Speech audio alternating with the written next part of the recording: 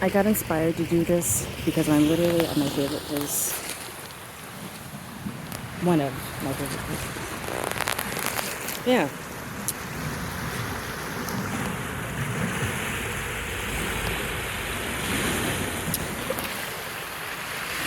I love beer. No shocker. Um, and I love being by the water. It's a really warm day. It's really beautiful. And I wanted to just, I don't know, connect and share things that have been on my mind that I always tell myself that I'm going to share. But I guess sometimes it's like the starting part. No. I won't say it's the starting part.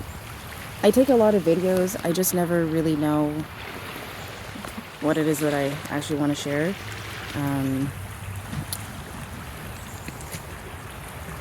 But yeah, I'm at Point Pleasant Park. It's really lovely here. I didn't bring anything to like, oh yeah, and I have my truck bag. I've had this for a while. I love it. But yeah,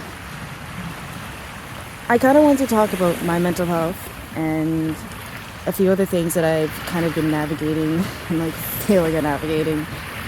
I'm also just trying to be mindful that like I'm in a public space.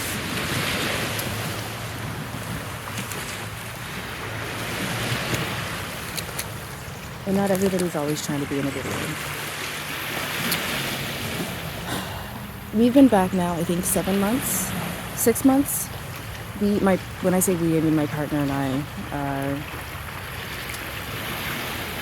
I'm in the waiting process / need to pay a bribe for my dual citizenship for Zambia and Canada. I was born in Zambia and was raised, brought up, educated in Nova Scotia. And I've just had a lot of feelings about a lot of things. I don't remember the immigration process as a child, but as an adult going through it, I have a lot of frustration and rage towards systems that are broken, that are supposed to be effective for people, and they don't work. And I get frustrated when it's not even that people don't care about my story.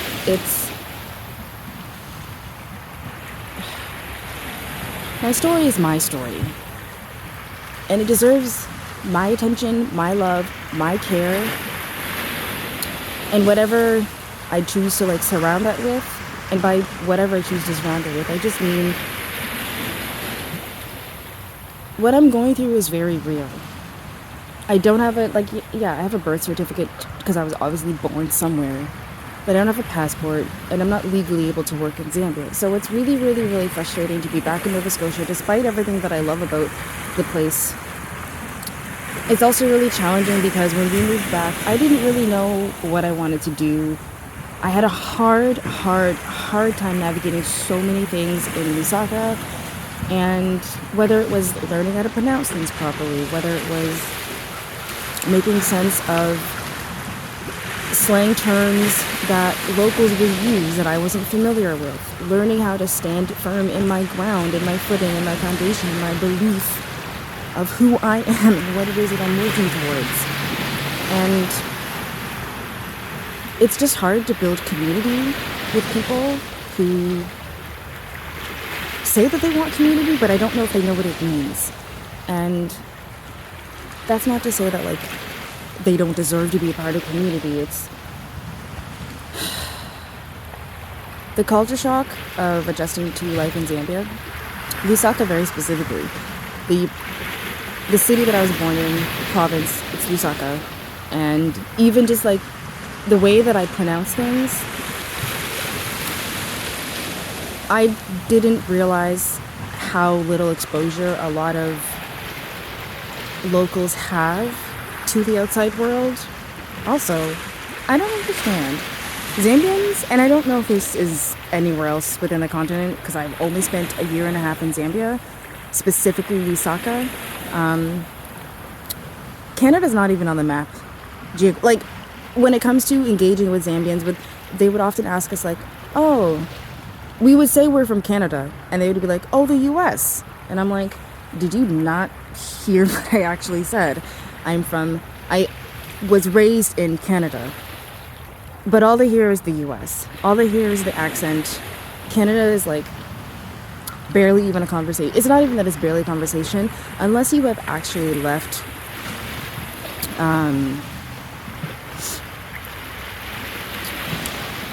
Unless you've traveled, you get it.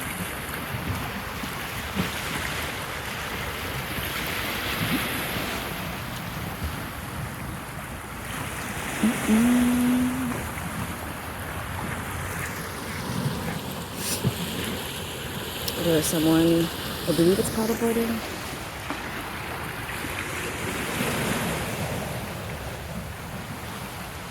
Anywho, I admire people who have a love for water activities and balance and stability and composure. I live with ADHD. It's exhausting, and it's making me very angry because it's impacting my everyday life in a lot of ways. And part of that is like, it's hard to be settled when there's so much chaos in my mind, but there's also so much chaos in my life. And it also has, in a lot of ways, impacted my mental health. When you can't work, that's really hard. And I think we glamorize this idea of like, oh, I'm trying to find a job. I won't say glamorize, but I do know that we glamorize things like, have you spoken to a therapist? Do y'all motherfucking realize how expensive mental health services are? Like, we throw these things, we throw words around like it's supposed to be, like, I understand that people are trying to be helpful and supportive, and I get it. Wow, this guy is really going for it. I don't know if you can still see him, but there he is, right in the middle of the water. Shout out to people who can do stuff like that. Yeah, anyway. It's just really, really hard when people ask these questions, and I understand that people can be intentional, but sometimes when you want to connect with someone, it does help to know a bit of their background and story. I don't mean you need to know my entire biography. I just mean accessing therapy really is a privilege. And accessing other various types of mental health services that aren't always covered by insurance. By the way, can we also acknowledge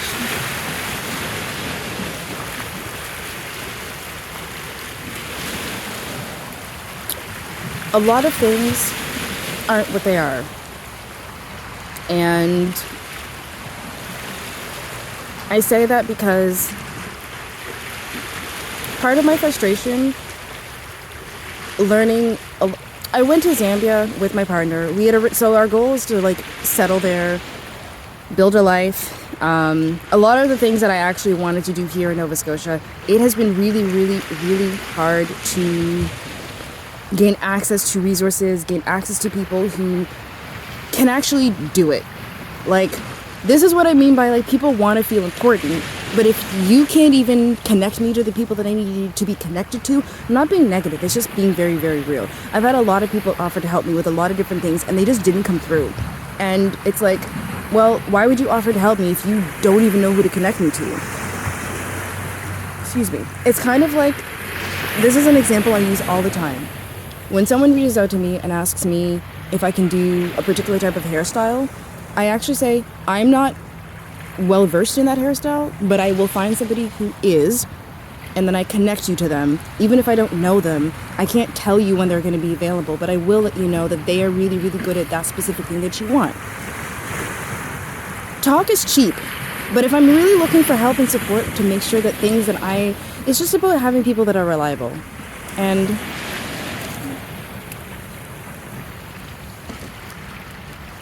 I just get a little heartbroken at how easy it is for people to say that they want to do something, be a part of something, and then they just kind of ghost you.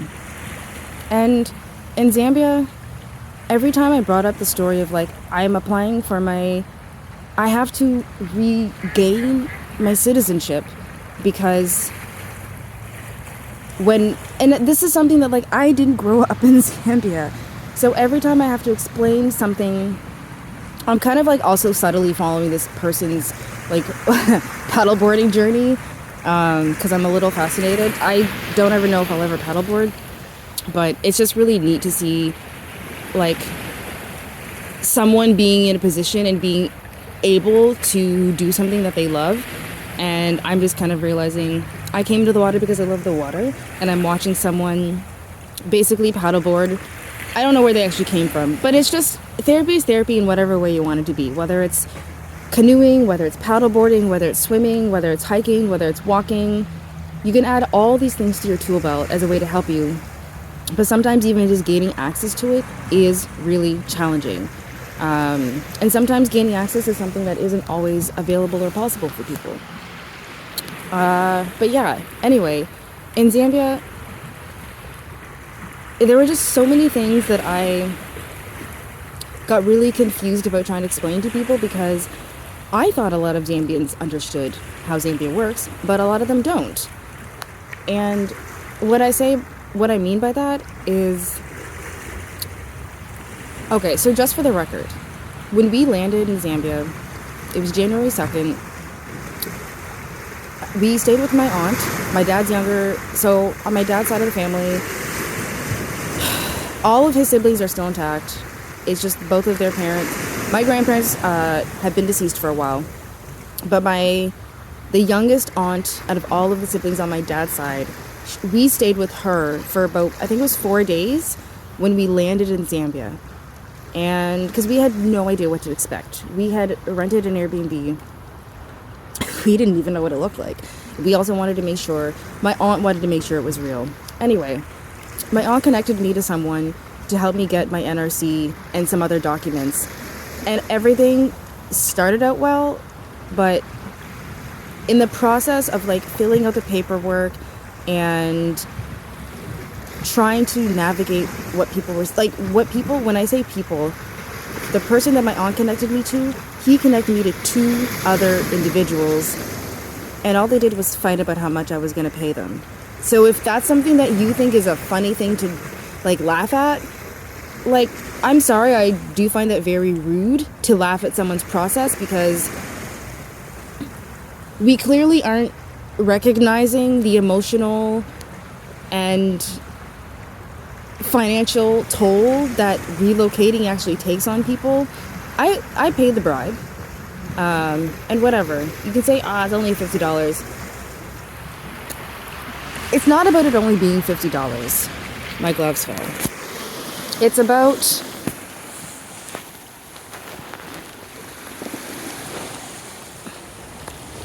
anywho. What frustrated me about that whole process was how they kept telling me to keep my mouth shut because I don't sound African.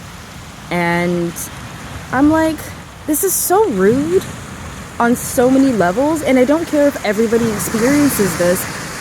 Why are we putting up with things when we already know we don't like it? Zambia has policies. Zambia's president has responsibilities to make sure that the economic prosperity for its people is possible. I am not... People like myself, whether we sound African or not, we're not responsible for paying someone's salary. I don't, like, no thank you. And the reason why I say it that way is because I just felt so dehumanized by that entire process. And I'm going to hold on to that. The way that we dehumanize individuals because it's more important for us to take what we can from someone if the opportunity presents itself. And I have a problem with only being connected to somebody for the sake of extracting a resource from them, and you don't even care how they might have gotten access to that resource.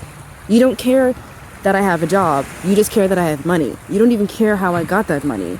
As long as you... And I can say no, whatever, that's not even the point. My point is, the system is broken. The system is so broken that we don't value people. We dehumanize people. And I know I kind of like trailed off this a little bit, but it's really just like the poverty mindset has people convinced that when someone visits them, correction, I had a lot of experiences in town for different reasons.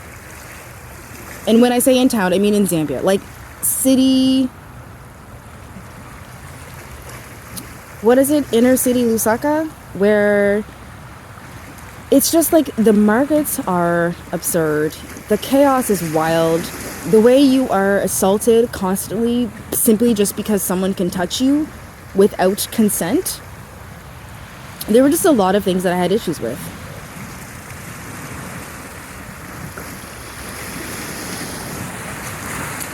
It broke my heart to see how women are treated by their men, to see how women are treated by men, and to see how men really see the women in their lives. 3 separate things, mind you. I'm just... Oh, that's cute.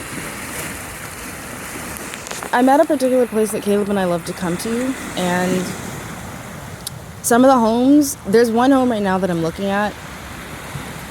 I might show it at the end. I might just do like a separate video. It's just cute to see. There's 2 dogs. I think those are yeah, those are definitely dogs.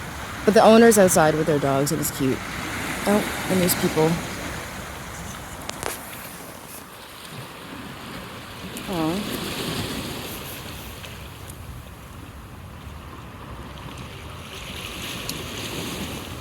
On my left, I had to fight.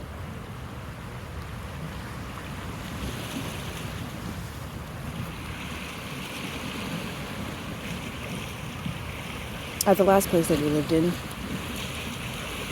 I decided to learn how to swim.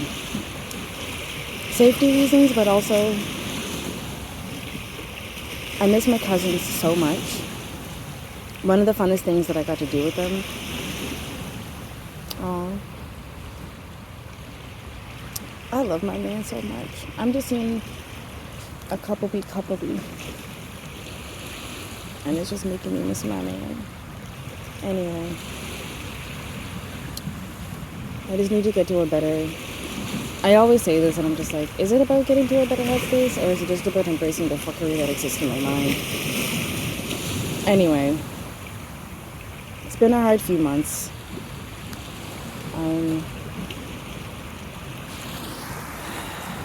I'm excited for whatever this year brings to me. I'm excited, I'm nervous, and I have a lot of feelings about a lot of things.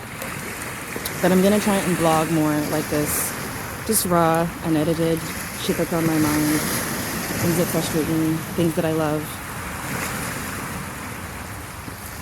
And it's so nice today that I am really happy that I'm able to enjoy a beer. Not that that would stop me. Anyway, here's to building community. Here is to loving on myself as hard as I can. And here is to adding more of my favorite things to my rotation so that I can always remember that there is no shortage of things to do. But I will just say, in Zambia, one thing that I'm not going to have to do as much is go into city center to buy things. Because now that I'm back in Nova Scotia, correction, being in Nova Scotia means we have access to getting the things that we want. I'm not a rich bitch, folks, but I do like long-lasting, good quality things, and I haven't always been able to afford it. Nope. I was not born into money.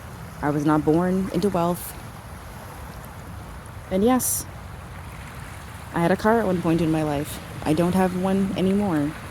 And as much as I miss it, I also know it's temporary. I try to tell myself a lot of things are temporary. The things that I want, the things that I'm working towards, the things that I want to add to my future, some will be permanent, some will be temporary. But it's also, and what I mean by that,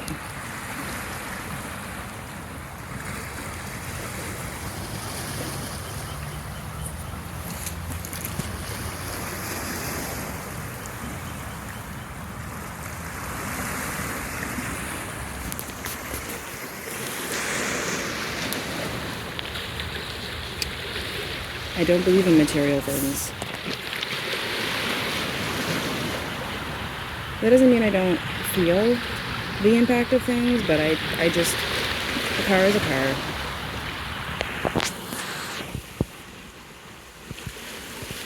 But in Zambia, we will need a car. As material as it may be, we will need a car. It's just hard to get around without a vehicle. Anyway, my thoughts are a bit scattered, but I just wanted to be. I wanted to share what's happening with me, share some happy things, some good things. And I'm just, yeah, I'm doing it, or at least I'm trying.